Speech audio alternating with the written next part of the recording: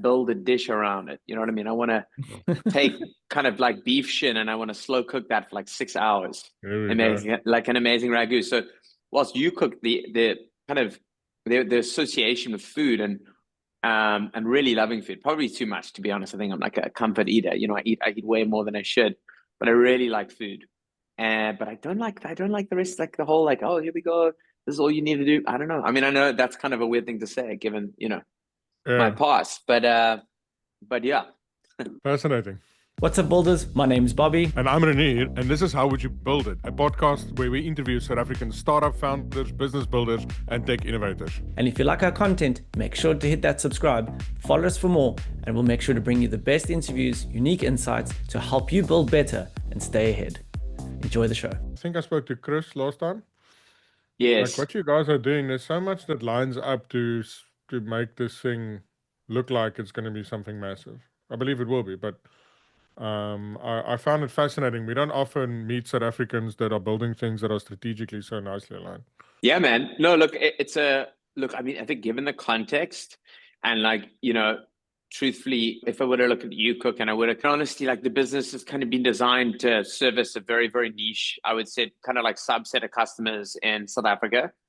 Yeah. And I did that a few times, Lilive, I was involved in the kind of genesis of that business. And I'm still a shareholder, but again, targeting a kind of niche populace. I think what's great about Faro is it's really, really a business that has the, I guess, kind of capacity to service like the full kind of economic spectrum. And I think that's kind of what's special about it, is it feels like it's something that can really scale here. And truthfully for me, it was kind of, I was either going to do something that made sense in terms of, building scale or I was going to go into one of the more developed climates. And then you can build niche, niche businesses. Yeah. Awesome. I love both concepts. They're very cool. Thanks, man. It's like you've chosen your own career path and it's a great one. It's a weird thing. I mean, it makes no sense. Yeah. Like the tapestry, the, mismatched kind of Technicolor dream coat that is my Stevie is just a wacky combination of different things. I mean, it really, like, I'm trying to, if there's any kind of combination, is there consumer? I guess maybe there's like consumer is like a kind of, but they're all pretty different. It's been interesting, you know what I mean? I think if anything, I've learned a lot about a lot of things. The old classic jack of all trades, But you know what, David? In retrospect, it probably makes sense to build like a sexy brand first. It's kind of like high-end, high-end focused, right? Because then if you go for angel investment or investors a second round, they know what UCook is because either they used it or some of their friends use it. So yeah. They're like, that thing worked. And now it's so much easier to strike up a conversation. I mean, I'd love to hear from you if you've experienced that. But I can imagine if you build like a startup that focuses on a higher income segment, like your second startup around you, it's quite easy to get a meeting. It'd be interesting. Yeah. Look, it's interesting you say that. I mean, I think honestly, if I look at the kind of capitalization of this business, it's largely, I would say, international. Probably about 70% of the cap we raised today has been international. But with that said, I think that's to an extent true. I think a lot of the people that we were maybe interfacing with, not even just like investors, just I would say kind of like senior executives and established industries. In our instance, people that are maybe running, say, like e-commerce sites or big retailers. The fact that we built a business that maybe they were exposed to in the past definitely has been a validator. It's definitely aided me as well in the, I guess, kind of pursuit of capital locally. But truthfully, there's such different risk appetites. Like the local VC market is. It's a kind of the antithesis of what's happening in the developed world. In the developed world, capital is kind of commoditized. It's very competitive. If there's a decent business and a reasonable founding profile, and they've done a good job of actually kind of like thinking through the detail, and feels like they've got a pretty kind of like robust plan that could potentially, generate, I guess, the kind of trajectory that they're promising.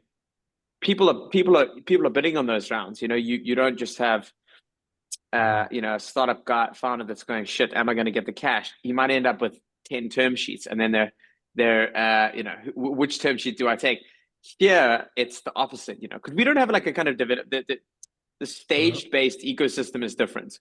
There's a very, very distinct structural profile of the kind of global investor where if I'm a pre-seed fund, I'm a pre-seed fund, and I've got a relationship with seed funds, and I kind of back you, and then a part of my job is actually to kind of almost pass the parcel, So then like when the time is right, you want to go and raise a seed round. Now I'm knocking on the door for you. Suddenly this big old top of funnel, you got 50 people that are interested. And if you're good, if you're not a bozo and you got like, the metrics kind of make sense, well, then you get, it's easy kind of, well, not easy. I mean, you got to deliver the numbers, but the fundraising process is easy if your business is good. Whereas here it's like Oliver Twist, just running around. But it's kind of, I mean, and no disrespect to the guys doing VC, I think they're doing great work and they're trying to establish an industry. So, but it's kind of like, it's just a bunch of, it's investors that are disjointedly investing in a bunch of different things. And here and there, some of them have an exit to an international company, and locally here and there you hear about a deal. It's funny, I heard someone the other day to do a lot of deals. They said like, if it's an international exit, which you can't plan for, because I mean, they just happen, then they'll typically announce a number, but if it's local, it's always an undisclosed amount. because when it's a local deal, no one made money. Undisclosed amount. I love that. You're totally correct. I mean, a friend of mine, Jessica Boonstra, she had a business called Yebo Fresh, and she sold to Smollen. Funny enough, who are also actually some of my ex-investors who did make a little bit of money on the UCook exit, but most certainly not what I thought they thought. They probably thought we were promising 30x returns. I think they might have made 3x, and I was very happy, that they made 3x because it could have been worse, So, but the truth is I think you're totally right. I think, look, VC is to a large extent, I think, a kind of failing system, right? I mean, if you look at the statistics, I mean, the number of I guess kind of like ventures that truly go out and end up actually kind of like paying dividends, or it's really it's a really slim pool of startups or that kind of go out and end up IPOing, or get to the point whereby they can start kind of paying a dividend, or there's some kind of like strategic acquisition. Hey founders, building a startup can be quite lonely. You've got a big vision, no playbook, and let's be honest, your friends don't really get what you're trying to do. But that's where the Founder Collab comes in. It's a private community for early stage founders in South Africa, a space to connect, ask questions, share wins, and get unstuck faster. Whether you're pre-product, post-revenue, or pivoting like a pro, there's someone in the collab who has done it before and ready to help. The best part, it's action-orientated. No fluff, just weekly meetups, intros that matter, and the kind of support you cannot Google. So if you're tired of building alone, come and build with us at the Founder Collab. Check out www.thefoundercollab.com. That's www.thefoundercollab.com. Let's build together. I mean, it's very slim. And then in these bubbly periods, you got this kind of tulip syndrome that goes on where suddenly there's these crazy valuations that are applied to these businesses that are pretty two bits. I mean, I have application in almost any, I guess, kind of, in almost any industry context is suddenly something kind of like new and exciting. It's AI supply chain, or it's AI, whatever, computer vision, or it's, all these things. There's a lot of, it's very hard to speculate, I guess, with any degree of accuracy at the moment, specifically in the early stages of a business when there's like not much that's been proven, So early stage VC at this point, and I guess it's, team and TAM really is the kind of like go-to strategy, and it has been for some time, but working out what's going to make sense, specifically if you think about the kind of like evolution of like SaaS, I mean, that's a really, really hard quandary. I mean, think about this, like, there's probably a pretty high probability that the LLM ecosystem is going to be able to you're going to be able to prompt integration soon, right? Where you can, there's like, API kind of availability. You can actually kind of just like prompt integration. Hey, we want to be integrating with this system. Boom, there we go. Agents kind of in the loop, off you go. Now you're integrated. We know already that there's, that there's systems running in their own little kind of like, cloud computers at the moment. so you're probably going to have, again, like, I mean, how long is the traditional engineer, at least within the kind of context that we know today, going to exist? Again, also probably a limited amount of time. So you're in the world where technology is super cheap to build, and you can do a lot of the hard stuff, you know, by commanding some kind of whatever, you know, digital. Yeah, you don't even have to maybe build. you don't even have to build. So it's crazy, right? So then it's what is it? Then it's like, what are the currencies of the future? If it's not tech, previously it was tech. You know, you had these technical modes. Now it's what? It's like, you know, data availability. Maybe like niche, like data becomes a currency. If you can access proprietary information that's not kind of publicly available, and you can find some way to kind of yeah, I guess, you know, really barricade others from accessing it. Maybe that becomes valuable. But then there was a big thing where I was thinking about, you know, I don't know what the future looks like on, like, you know, in the SaaS space, and I think it's very hard for someone to guess what is and is not going to be, you know, disrupted. It's like, so I don't know. It's a crazy time. I think there's a crazy arms race, not only on GPUs, but there's an arms race happening for big SaaS products to become the one-stop shop of the heartbeat of your organization. Right? So if you look at something like Notion, Notion's building Notion Calendar, they're building Notion Mail, they're building a transcript writer, meeting recorder, like they're building all of these things because they know, like, if you embed it deep enough into what they do, you're not going to use anything else. So they're slowly going to pull people onto their platform, use the entire stack, and then just increase the price. But that means like 90% of SaaS products are probably going to die. Yeah. My question really, though, I mean, I agree with that. The thing is, like, I believe there's going to be like a systems architect problem here, because you can't just chuck more code on top of code. I've been exposed to too many old systems now, things that were built 15, 20 years ago. And if everyone's just able to ship that regularly and just build on top of build, like, I would love to look 5 to 10 years into the future and look at these code bases and see what's actually still working. Yeah, I mean, to be honest, as a non-technical person, I wouldn't be able to give you any kind of deep insight into. I mean, again, looking at the kind of, I guess, it's looking at the superficial, I guess, like, yeah, the layman, you know, looking at stuff just from, I guess, conversationally, kind of exploring some of these topics with people that really understand them, and you know, to an extent, I guess, well, at the coalface would be a stretch, because I think very few people are at the coalface when it comes to what AI is kind of doing or what it's kind of capable of doing. I think it's going to be, look, I mean, I don't even know what the impact kind of in the limit is. One of the things that I do think is very interesting about, I would say, kind of SaaS 2.0, there's like, you know, this universe of SaaS where, to your point, there's going to be a lot of, like, I guess, like monolithic kind of like enterprise setups where you're on Notion and now you're a Notion guy, and it's kind of like integrated into, I guess, every part of your business. And because they can kind of just deploy, you know, they can deploy and scale, and they can compete now with the likes of, say, the Googles or whatever else, right? So that makes a lot of sense. What I think you're also going to start seeing, though, is like these very specific businesses that were previously not viable because of the technical cost of operation. And suddenly those businesses are going to become viable. So you're going to build this like niche SaaS that does like something very specific in the market. Like the TAM is really small and tight, and like traditionally just wouldn't be worth building out a team in order to kind of accommodate that very like niche, but maybe potentially kind of like quite commercially like rich problem. And now like you could do that, you know? So look, it's interesting. Obviously I'm in a place where we're using technology in pretty interesting ways, but you know, we're mending product, we're selling product, we're moving physical garments, you know, both locally and internationally. So the one nice thing about what we're doing at the moment, whilst it feels hugely kind of cumbersome and very human intensive, which, you know, feels like a regression. I kind of started in e-commerce, you know, some point to go departure into fintech, and now here I am selling discounted garments.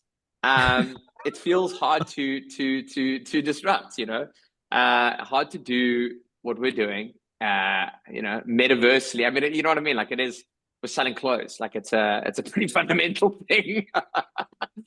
Which, you know, so to be honest, it's kind of refreshing, huh?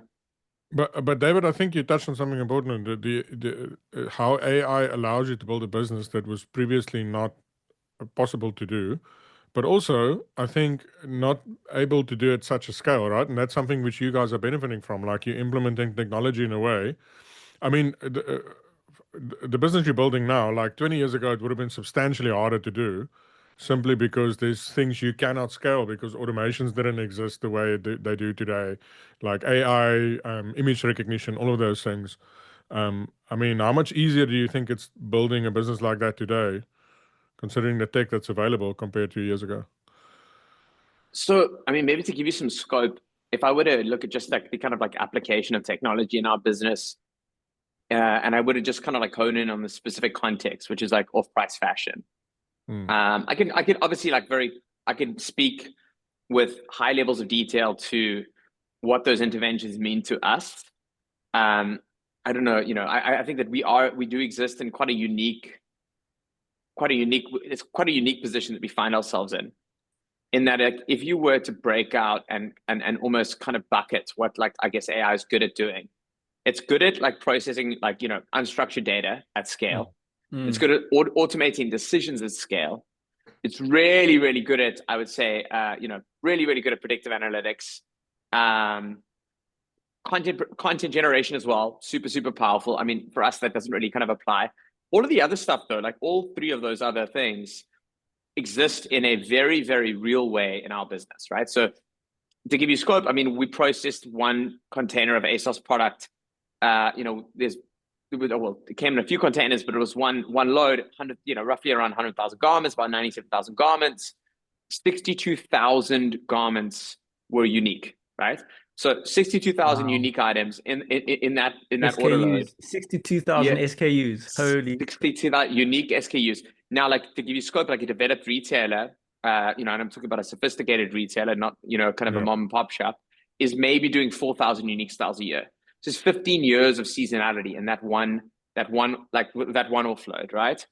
And that is something that's constantly kind of like you're churning through that product constantly. You're also you're I guess a kind of like high volume business that's really, really trying to generate and turn, generate a lot of sales, turn all of your stock in kind of 8 weeks so that every single time the customer goes to the store, there's a new experience. You don't know what you're getting, right? So unlike traditional retailers, you don't have the ability to kind of like engineer price and product. You're just the kind of this massive intake valve taking in all of this information, and then you're having to kind of make sense of the independent SKU. Sometimes that doesn't even have a barcode because it's a return product, right? So how do you make sense of that SKU? What do you price it at? Which store do you send it to? Because obviously every single one of the stores has got a different kind of like set of customers that shop it. So you've got this kind of geo-specific, almost like preference data, which also then means where you open your next store highly depends on where you think you'll get a customer segment that would buy certain types of clothes, right? So the idea of off price, which is again, it's unique in that like you can actually calibrate and build an assortment that is kind of geo specific. So for instance, to give you an example, right? So we opened in Four Ways in Joburg. Which is I guess that's an older center and it's had its kind of problems, but it speaks to a fairly affluent customer, right?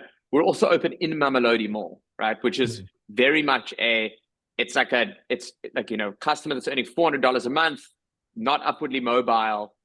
They're shopping at Mamelodi Mall because taxi fare is actually a consideration when it comes to the purchase of goods. That customer could not be more different to the customer shopping Four Ways. What makes off-price special is I can redirect Primark overstock to the customer in Mamelodi Mall while simultaneously sending Interdex, PVH to the customer in Four Ways. There's no other fashion model that allows you to do that because everyone is governed based on kind of like distribution contracts. You've got a specific set of licenses that allow you to sell a particular bunch of product. If Sports Scene opens a Mamelodi Mall and there's trade sucks, what can they do? They could shift maybe one more red bat. We're going to have sell less Nike. I mean, that's what they can do, right? Those are the levers they have available to us. We can we sculpt that entire inventory and we can place new stock in that space at a completely new price, provided that we've got a constant source of supply. We can, in essence, generate a very, very different kind of shopping experience, or similar shopping experience, but a very different kind of like economic experience for the customer. Just off the back of maybe several kind of like supply meetings. So it's an interesting business model in that it isn't actually constrained based on those variables like traditional fashion retailers that say, this is our target customer profile. We need to open in these centers because this is where the customers shop. we're actually just looking at productivity. We're looking at how, like, what's the footfall, you know, in the mall, because we think we can monetize that provided that we can find the right product. Which then is unstructured data that you pass back into your model. So as Yes, this unstructured data of 60,000 SKUs come in, you map that with your geographical data and completely. pass spend, and all of a sudden you can go, this thing looks at a piece of clothing and goes, we'll make a bigger margin and sell it quicker by sending it to Mamelodi as opposed to sending it to Forward. That's it. That's exactly it. Yeah. So that's the secret sauce, right? The secret sauce for us is building a kind of like end-to-end operating system that improves our ability to kind of evaluate manifest, starts calculating the probability of sale on every single item before we buy it.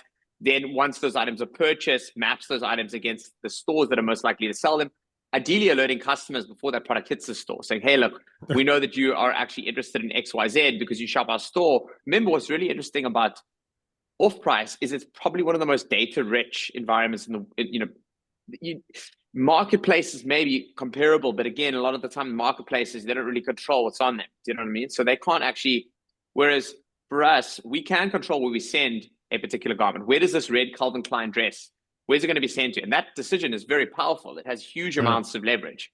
So for us, hey, you walk into the store, you pick out an independent item. It's an addictive, if we look at the customers that are shopping our stores, they're shopping our stores every 6 weeks, very different to traditional seasonal shopping, because seasonal shopping is get around, hey, there's a summer product, summer season selection.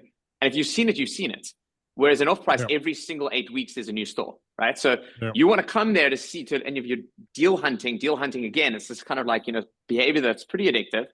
You buy product from us and we get a very acute read on what you're interested in because you've got so much to choose from, right? Some products is from 2017. We've got 8,000 different brands in our now 9 stores. And how do you map that at transaction level though? Like if I go buy something in your store, is there like does each user get a unique profile in your CRM and you link to what they buy? So in essence, we collect. I'm going to lie here. And, it used to be very high. It used to be like 97%. We were capturing WhatsApp, like just cell numbers. That was like the unique identifier in the system. That's not happening anymore. I think it's probably around, high 80s. But it's like still high high, 80s. We've got it's high, right? But that's how we link transactions. That's the unique, I guess, kind of like identifier in the system. Yeah. And you've got a good incentive to do so because you can tell people, listen, when the brands you love drop in our store, we can send you a WhatsApp and let you know. Exactly. We could say, hey, do you like G-Star? Yes. All that kind of stuff, right? And over time, it's like a bit of a flywheel because the better the read you get on the customer shopping experience, the better you're able to actually go. I'll give an example. ASOS. ASOS has got, probably £1 billion worth of overstock. I'm not even joking. I mean, business is hobbling at the moment. It's not good. But there's 1,500 manifests for us to choose from. And I mean that, and we don't get access to all of those. But it's not like hey, do you want this? This is all you got. It's like, here are offers. These are lots, right? Wow. These are like palletized assortments, and we've aggregated them. And you actually like just having the intelligence to kind of scan those items, scan all of those lists, and go, this is the best buy based on all of these kind of like variables. Some of which you just wouldn't be able to, you wouldn't be able to see if you're just pivoting out, the information on Excel. That is very powerful. And then, like I said, then it's the planning to the stores, the pricing, which I think, Bobby, you mentioned earlier. That's a very, very important one for us. Like, we're targeting 8 weeks. So something that's priced wrong starts kind of working against that sell-through target, So, yeah. Which I think is the coolest is the discoverability. So I go to the store and I find something and then people put it on TikTok, right? They go, look at what I found today. And it just creates this viral loop. That's it. TikTok has been super, super good for us. I think we've had some videos that have got like 1 or 2 videos that have got more than 1 million views. We've never spent any money on it's all organic. So it's a very basic, very silly. Yeah, they were like the voice videos. I was watching them. I was like, hey, but it's get our jackets. Look what's here. Yeah, I've never seen like that kind of traction, to be honest with you, on socials. Like you know, when we launched the the Glen store, I think there was something insane. Like on that video, there's 55,000 reshares directly onto WhatsApp. If you were to actually, if you were to like, that is worth, you know, that kind of engagement. And we had lines there. We had lines for days and days, and it was crazy. 4 days, like lines. To be honest, our pause was pretty shitty at the time. Like, you know, we constantly been making strides. But yeah, we could have made a lot more money than we did. But anyways, I mean, that video drove insane footfall. So it's interesting because you do have a bit of the ability to influence footfall, you know, almost directly through socials, which is kind of interesting. I never thought that would even be a lever, but it is. And yeah, we've got a lot of UGC, like you said. You know, people are coming in going, oh, like look what I bought, which again is like, you know, we're super happy about because it's an outlet store. You know, you go to TK Maxx, you don't tell anyone about it. So you say, oh, you know, where did you get that Calvin Klein shirt? Well, I got it from the store. You know, no one's kind of like jumping up and down about TK Maxx. So it's good. It is good. Yeah. Now, your first business was UCook, which was all like online. Now you've gone into say, we want to go in store. I mean, that's quite a different, like you've kind of gone backwards. I mean, you're using the same sort of thinking, but you've actually said, well, let's go back to brick and mortar, which I find quite an interesting sort of evolution. Yeah. So it's a good question. I mean, like, you know, if the question is why, I mean, so there's two things. I think first thing, you know, Faro, again, it speaks to that kind of it speaks to the mass population in SA. So I think, you know, for me and I guess the team, it was kind of like pretty clear distinction around building in a space where we could obviously kind of do something, you know, build a big business. You know, I think all of those other businesses that I've been involved in building pretty naturally constrained on the scale side. I mean, UCook was almost as big as it could be. You know, it really was. Like we had very high levels of penetration at that top end. You know, to the point earlier, you know, but that was it. You know, like we were hitting the aspirational. We were, you know, selling free-range potatoes to people in Bishop's Court. You know, it wasn't exactly a model that was built for scale. You know, it's like the epitome of customer reach. Yeah, exactly. That's it. So you know, for me, A, you know, build for scale. You know, B, off price doesn't make sense online. You know, there are very specific, I would say, prohibitive bottlenecks that are actually in place on the brand side. So the Interdex Group or Zara is not going to sell you there's a specific, I would say, assortment of product that's reserved for online. It's going to be very limited, very specific. They don't want their discounts exposed publicly. You know, they don't want that because of brand erosion and, you know, there's just a lot of degradation there that they're wanting to avoid. So the more discreet your kind of like, you know, your disposal mechanism, the better. So if you're saying to them, hey, we're trading in emerging markets, so we're buying product, we're selling in spaces where there's no real full price potential. We're only going to be selling in you know, the kind of like lesser affluent shopping centers. So there's going to be no customer overlap, no cannibalization of existing trade. That's kind of what they want. And if you look at TK Maxx even, you know, which is, I don't know, the third biggest fashion retailer in the world, you know, $54 billion in revenue, $148 billion market cap. You know, that business is 99% physical. And the e-commerce business they have sucks, you know, it's not making any money. I think they would kind of shut it down if they could. But truth is, you know, I think there's notions, I think at least at an executive level, that they need to move with the times. But it's just not, it's a better model to offload obsolete inventory into. Also, there's no cost of production. To shoot one t-shirt that you're going to put up online, the cost of production there is, you know, to a large extent, erodes your margins, specifically if you're not dealing with, you know, DKNY, and it's Zara product.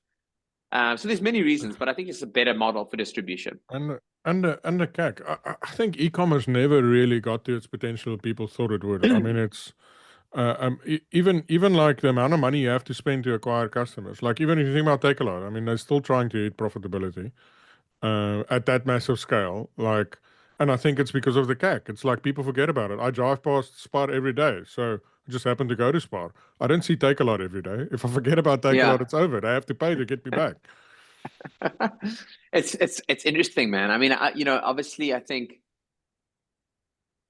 it's interesting. I mean, look, e-commerce makes so much sense from the customer's perspective. Yeah. And I think that there's kind of this inevitable bet on the future and the fact that like mobility is going to become more affordable. And that density is going to become this kind of increasing problem. So traffic and all of these other things that become prohibitive when you think about actually kind of driving to a particular location in order to retrieve products. So look, I think the inevitability of e-commerce is probably pretty absolute. Like I think we all end up there. And you probably even end up here in this model, right? But the truth is scale as a foundation can be leveraged in like really interesting ways, right? Like if you're the biggest buyer of product from any kind of particular source and you want to move in a new direction, like the path is paved. You know what I mean? You can get that done. You got a customer base of several million people, and you want to build some digital innovation on top of that. It's available. Right now, it's the most sensible way to build scale. No question, is definitely physical, at least within this space. And this is one of the few models that I think makes sense within the kind of emerging economic landscape. Like I think we could do the same thing in LATAM, probably parts of Southeast Asia as well. I was wondering that actually. It feels like it's a model that there are enough places around the world where it can be used and optimized. Yeah. No, totally, man. I mean, look, there's a big debate at the moment. And so like some of our investors are like, don't do it, like double down in SA, like just make it work and grow as many, and then and they're like, what's the best for the business? And that's kind of like, it's kind of irrefutable logic, like, to be honest with you, like they're like, what's the best for the business? The best for the business is focus, always focus, right? Like obviously you want to be taking bets, but do you need to take them now when your business is like half baked? Probably not, but then there's other investors that are like, you need to prove that you can operate in 2 markets before you raise the A. And the A is a much bigger round, right? That we've raised $9 million today. To me, the A is going to be, if we look at it, it was probably be a debt equity split like 20, like 12-12. So like, or 12 and a half, like maybe $25 million is like the target for the A. And a lot of the guys we're speaking to are saying, if you want to raise those kind of quantums, and like the EMA story is a story that you're telling, you need to prove out in another landscape. And it's a divided camp, to be honest with you, like the logic that resonates with me, and one of the other investors that, please, this is probably will be like maybe offended by it. But the truth is I think like we shouldn't jump into a new market just yet. I think we should focus on getting stuff right here. Because we've got a long, like the forecast is really aggressive. It's like So my question is, how easy is it to add a store onto your whole system? So if you're adding stores, you now have a whole new data set, you have to have a whole new model. I mean, have you got something that's quite plug and play where you can say, new store in this area, now start ciphering X product to it? I mean, how easy is that process? Yeah, no, that's easy. I mean, it's the system's pretty configurable. I think like we've obviously kind of had to a large extent develop it from the kind of like ground up, and that's like outside of some crazy SAP installation, there wasn't really anything out the box that could accommodate the type of scale we have on the inventory side.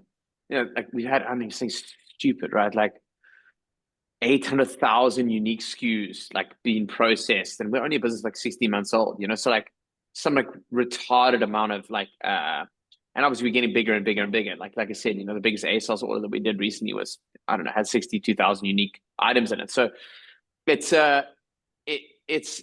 we have to build the system from scratch, but in doing so, we've obviously managed to make it work for our specific context. And your team, because if I go onto your website, there's a whole section on technology and using machine learning and AI. So like, if you're the non-technical guy, then who's the technical guy that's running all those data models and doing all that lifting in the background? Yeah. That's a good. So we just recently hired our CTO is a guy called Yatin Badel. So he was previously the CTO at a business called Scrums, which was Sovtech before that. So Sovtech was man. I think back I mean, I don't know how many engineers they've got now, but he managed like 250 engineers. I think the team was top five agencies by size in South Africa, I think. Yeah, it was a big agency. So he's a good guy, and he's used to, I guess. Sure. I mean, they obviously had a lot of briefs, and they were managing a pretty kind of like robust engineering team. So many kind of reporting lines, and given that there was like the variability there was immense, you know, working on lots of different projects simultaneously. Yeah, so good. He's kind of the guy doing that. And, you know, to be fair, it's OpEx is maybe 50% engineers at the moment, right? So we're pretty light on the traditional retail functions and pretty heavy on the engineering side.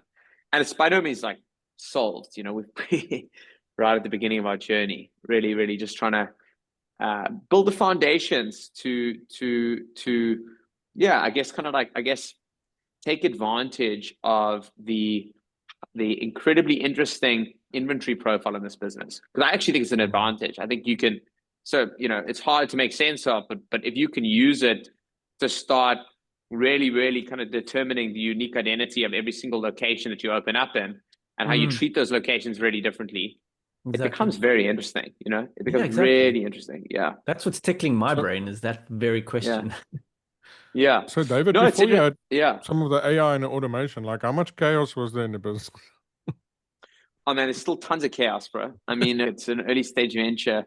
You know, there's like many problems daily that, like, you know, I think there's no, you know, you look at some things and you look at them and, you know, seems like people are kind of getting things done. And I guess that's kind of the name of the game, you know, provided that things are moving and there is this kind of, I guess, cadence of execution, you know, if you're gritty and you kind of keep at it, you'll get to the point whereby you eventually reach some kind of like equanimous state where there's a little bit of stability in the kind of systems work, but we're very much building and scaling at the same time. And it's messy, you know, like we run problems all the time, you know, nothing is optimized at the moment.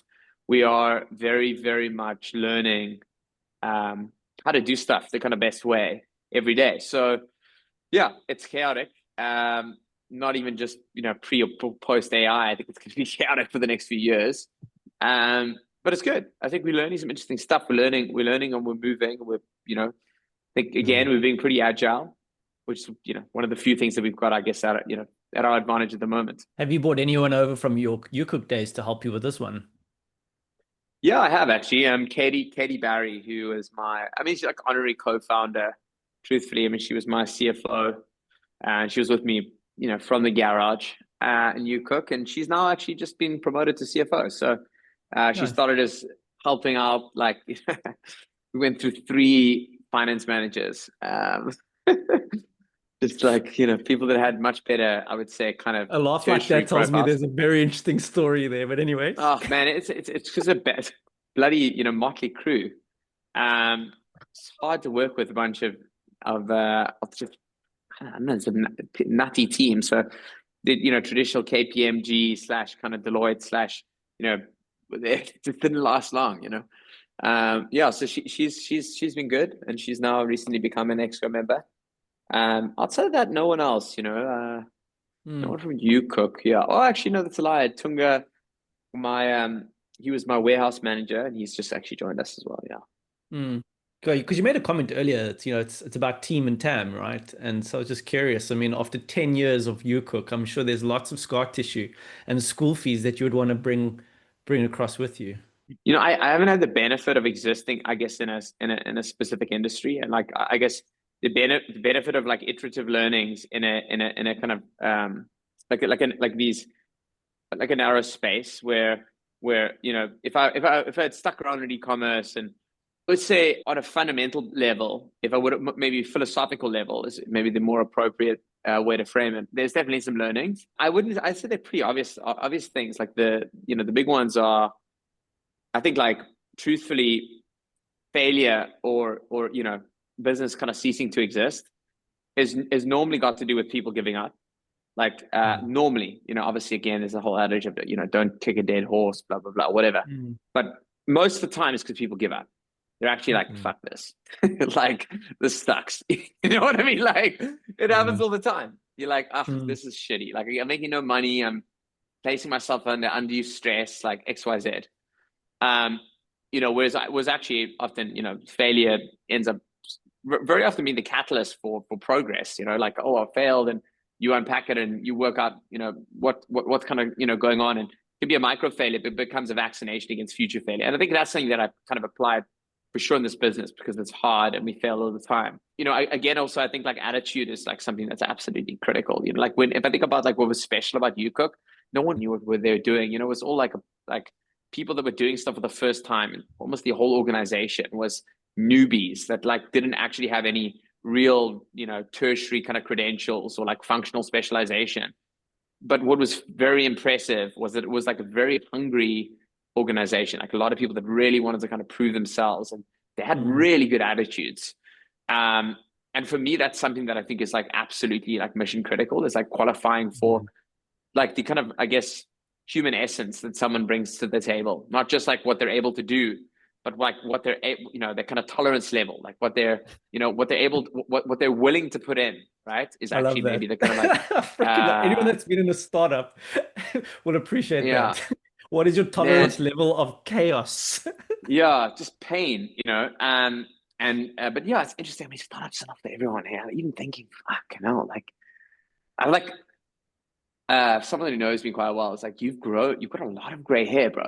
Like a lot. It's like over like the course of like the last year, like and I think like I don't know. I think psychologically the pressure in early stage stuff, it's immense. It's immense, and it's like think about like the fact we only have like I don't know how many good years do we have on the planet? 70, maybe 60, 65. I don't know. Good years, right? Like healthy, able-bodied years. Like down lower 60s, I think.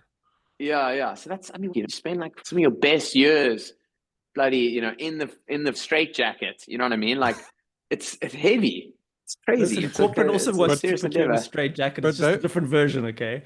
Yeah, no, fair. That one drains souls a bit, but that's a completely different pain you're signing up for. But David, it's that. Don't you think it's that thing that you believe something's going to work, even though you're not sure if it's going to work, right? But you believe it could, okay?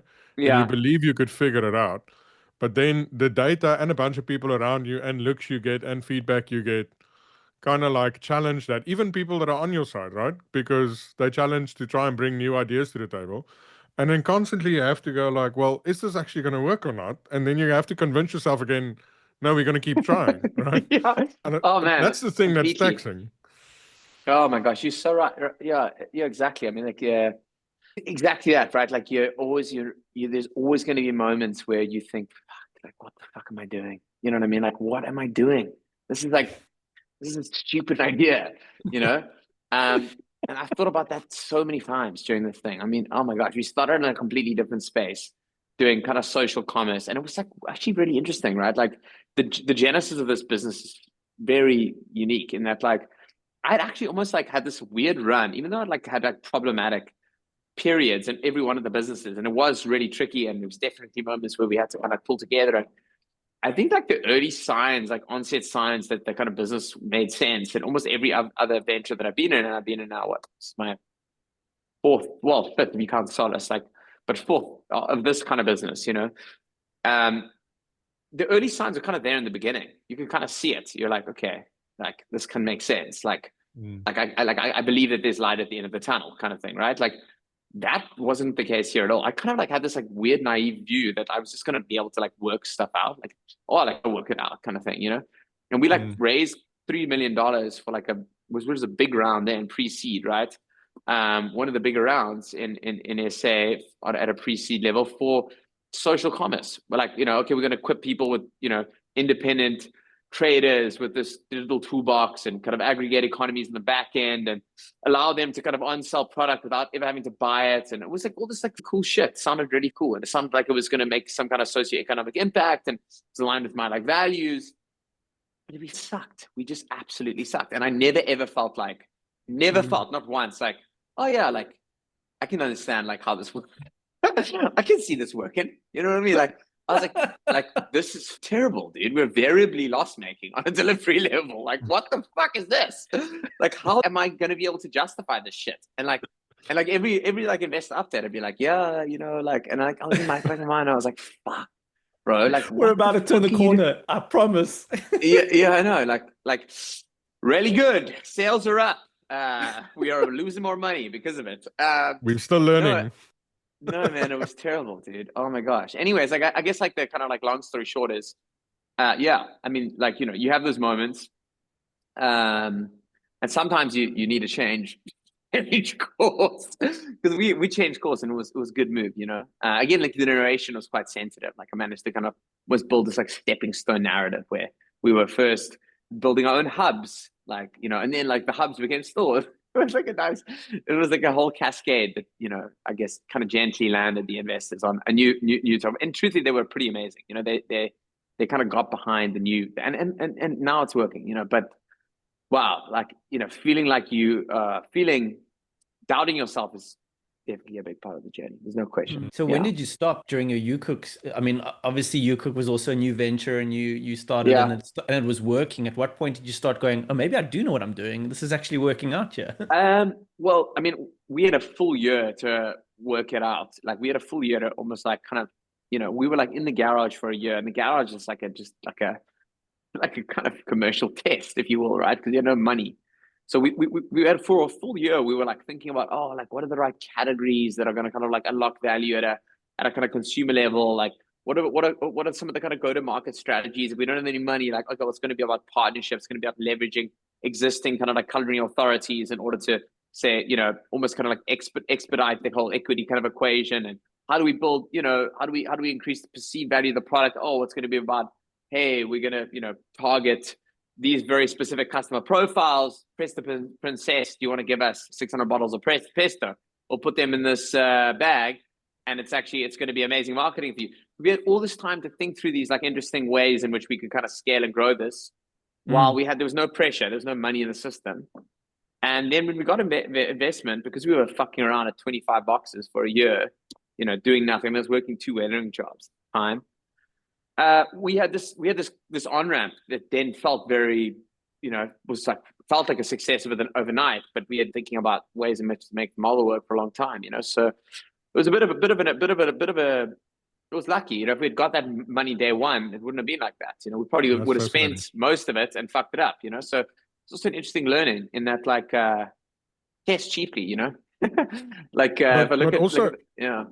But also, David, what's quite interesting is I think that's quite unique to South African market, right? If you were in the US, you would have had 20 competitors. If you didn't raise money, you were done. Like you could quietly build in the garage. No one else is trying this. Learn your lessons, grow it slowly.